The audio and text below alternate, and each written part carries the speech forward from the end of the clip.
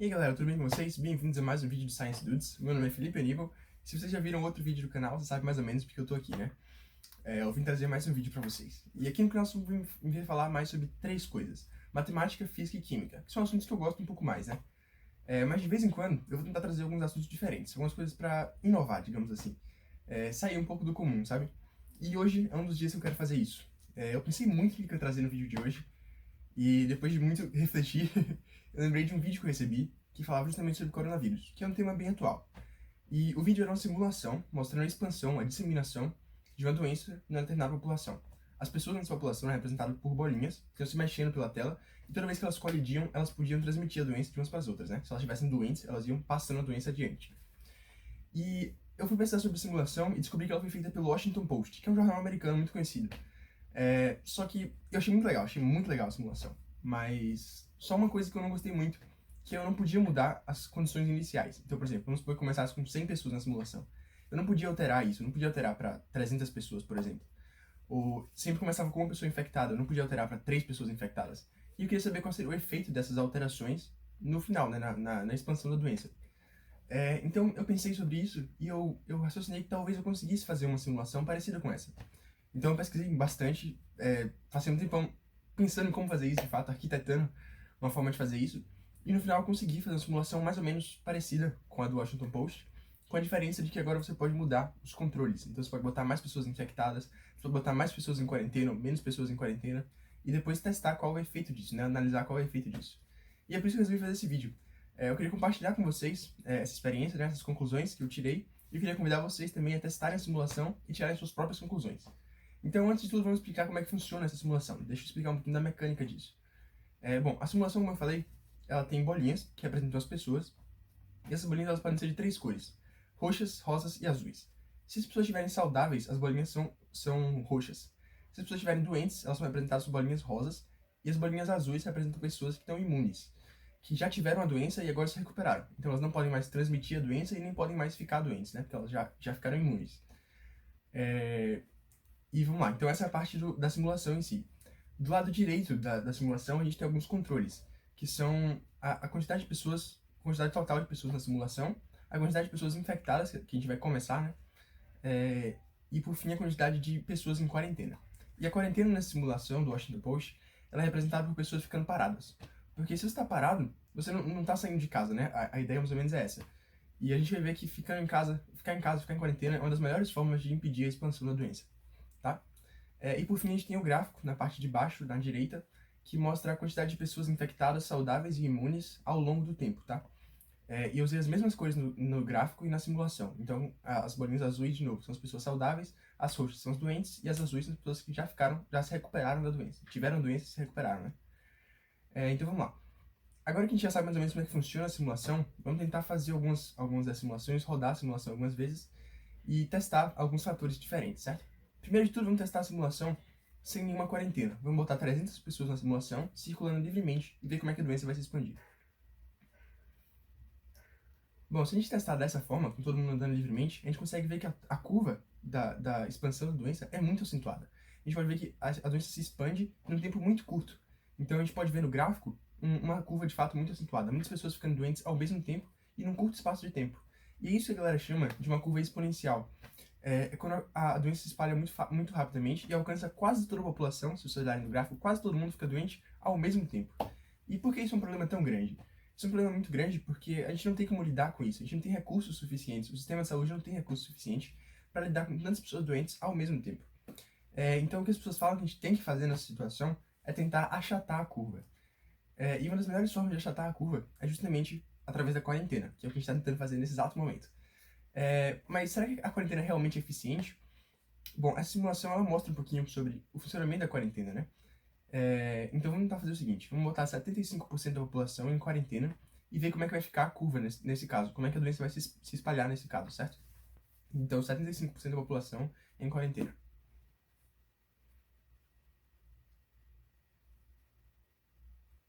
Tá, se a gente botar 75% da população em quarentena, dá pra ver que a doença ela dura por mais tempo, certo? Mas ao mesmo tempo ela não alcança um pico tão alto quanto foi sem quarentena. Então a gente conseguiu fazer o que os cientistas estão chamando de achatar a curva. Vocês podem ver justamente, a curva ela diminuiu, a altura dela diminuiu. Isso quer dizer que as pessoas ficaram doentes, grande parte da população ficou doente, mas elas foram ficando doentes de forma gradativa. Não foi todo mundo ao mesmo tempo. Isso é muito mais fácil para o sistema de saúde lidar. Além disso, a gente consegue ver que algumas pessoas sequer ficaram doentes. Então a quarentena foi boa para proteger uma parte da população que não ficou doente e também fez com que a doença progredisse de forma mais lenta, certo? Além disso, dá pra gente ver pela quarentena que as pessoas que ficam em quarentena, elas protegem tanto a si mesmo quanto aos outros. E se vocês pararem pra pensar, uma pessoa infectada, se ela sai da quarentena, ela pode espalhar a doença para vários outros. E eu tô vendo, tem muita gente falando, por exemplo, eu não me importo em ficar doente, eu vou me recuperar, seja lá por que motivo for, né? Mas o ideal é você não ficar doente, porque se você consegue não ficar doente, você está protegendo a si mesmo e as pessoas à sua volta, as pessoas do contato próximo.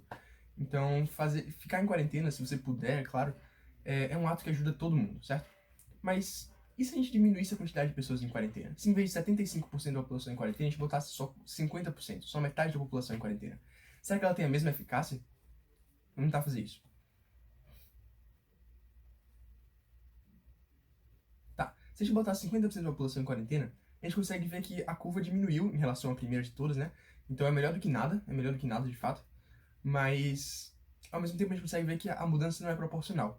Não é tipo assim, botei 50% da população em quarentena, então a doença vai dividir pela metade, a quantidade de pessoas infectadas vai dividir pela metade.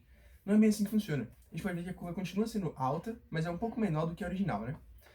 Então, o ideal para a quarentena funcionar é que todo mundo esteja em quarentena, ou que grande parcela da população esteja em quarentena. Se só uma parcela muito pequena ficar em quarentena, a quarentena não é tão eficaz, certo? E a prova disso é se a gente tentar botar 25% da população em quarentena. E se a gente tentar fazer isso? O que vocês acham que vai acontecer?